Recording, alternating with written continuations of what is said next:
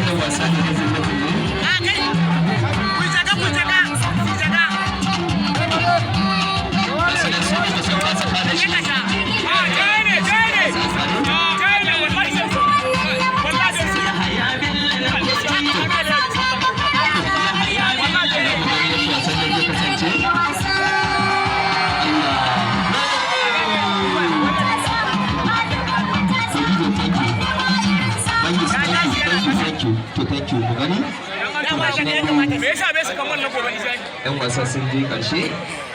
ga rafinan alƙalin wasa ana tattaunawa ba mu san me kuma wasa ya je ba mu san kuma me za a ce ba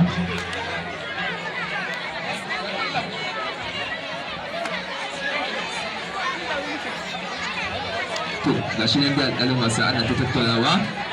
alƙalin wasa ya zo ƙarshe zai ce ko kuma ya kusa zuwa ƙarshe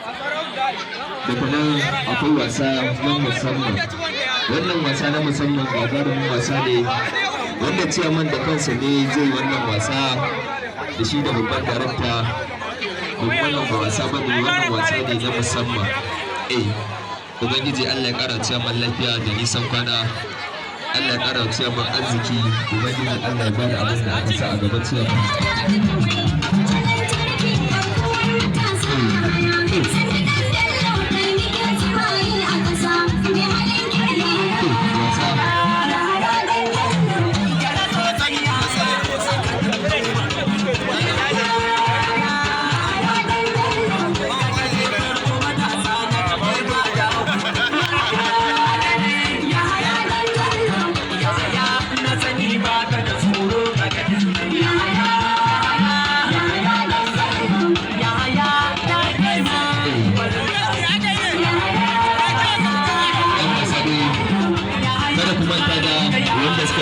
akwai gagarumin kofi